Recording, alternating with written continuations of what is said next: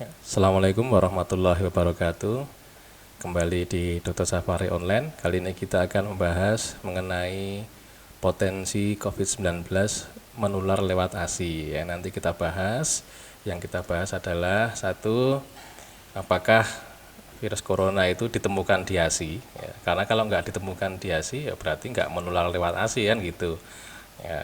Yang kemudian berikutnya adalah apakah virus corona yang kalau memang ada di ASI itu apakah memang benar berpotensi menular lewat ASI.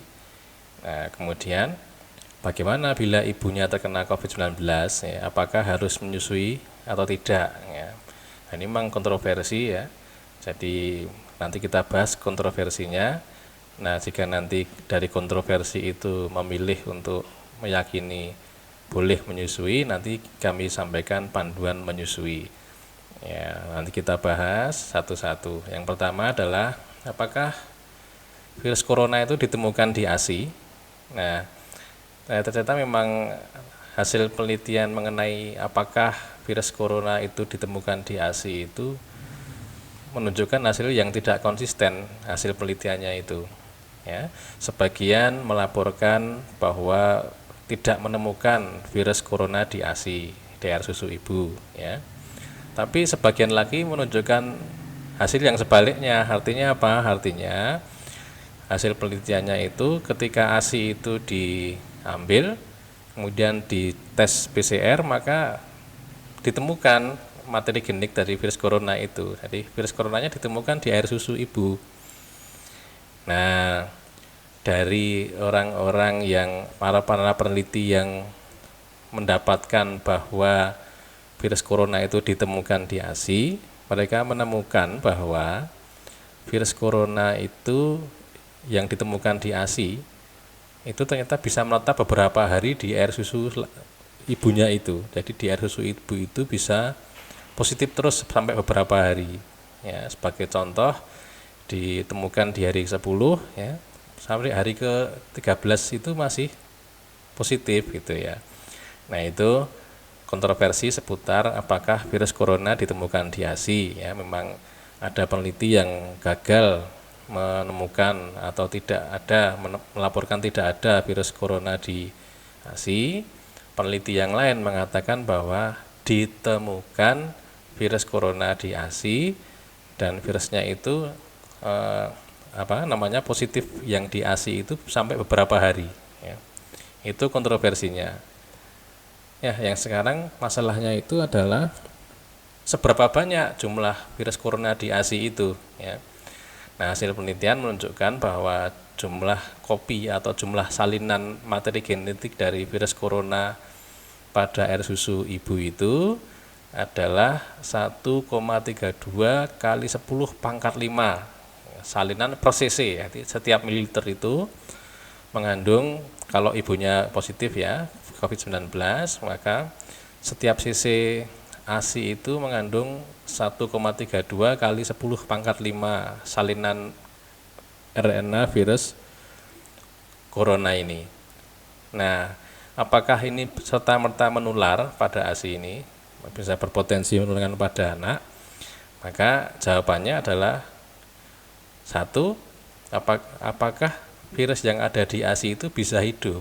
Artinya apakah materi genetik virus yang ditemukan di ASI itu kemudian kalau dibiakkan di kultur, apakah bisa hidup, bisa berkembang biak si virusnya ini? Itu yang pertama.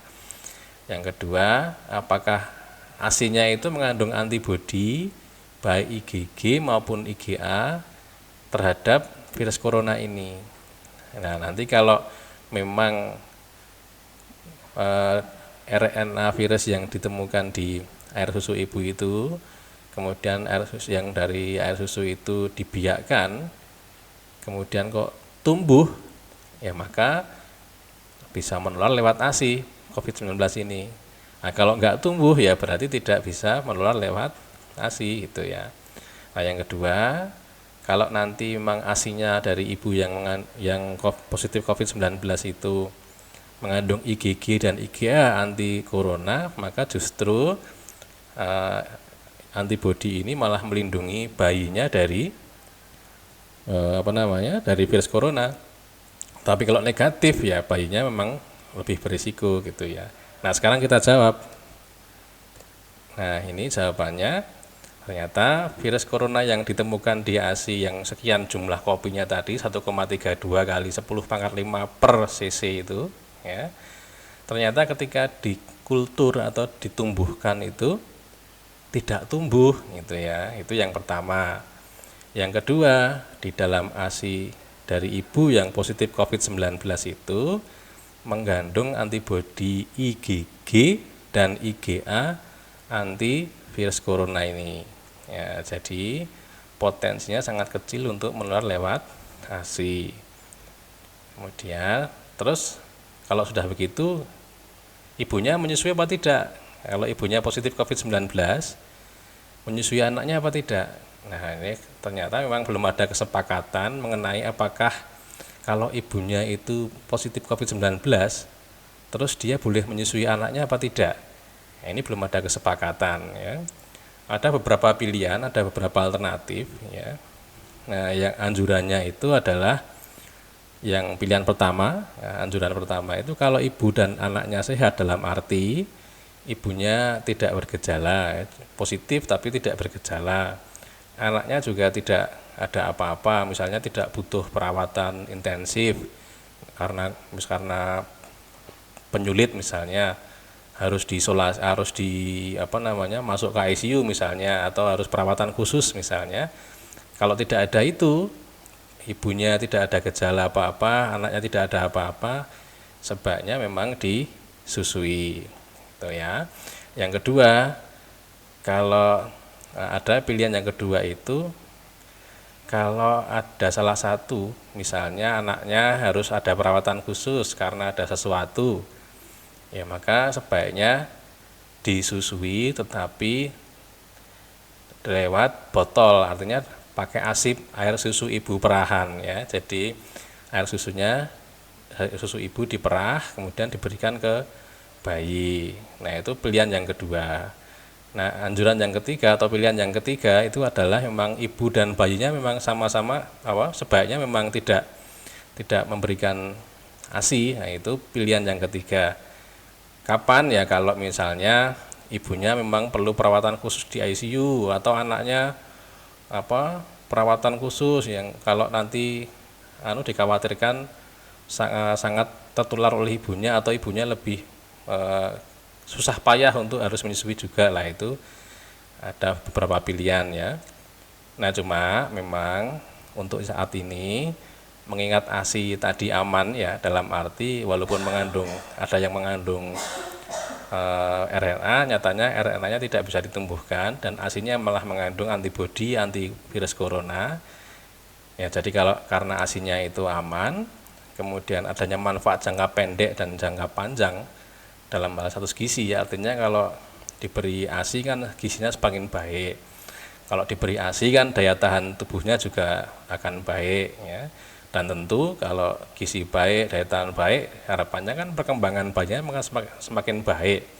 Nah, maka karena mengingat hal ini, sebaiknya memang ASI jangan ditunda pemberiannya ya, memang sebaiknya segera diberikan ya.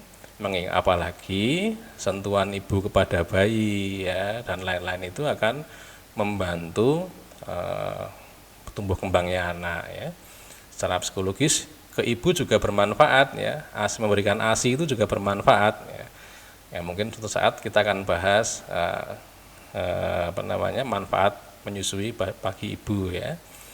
Nah, sekarang kalau memang diputuskan ya, kalau diputuskan misalnya saya akan menyusui misalnya ya ibu yang COVID-19, saya konsultasi dengan dokter anaknya misalnya dan dokter kandungannya misalnya diputuskan untuk menyusui misalnya, maka ini panduannya ya.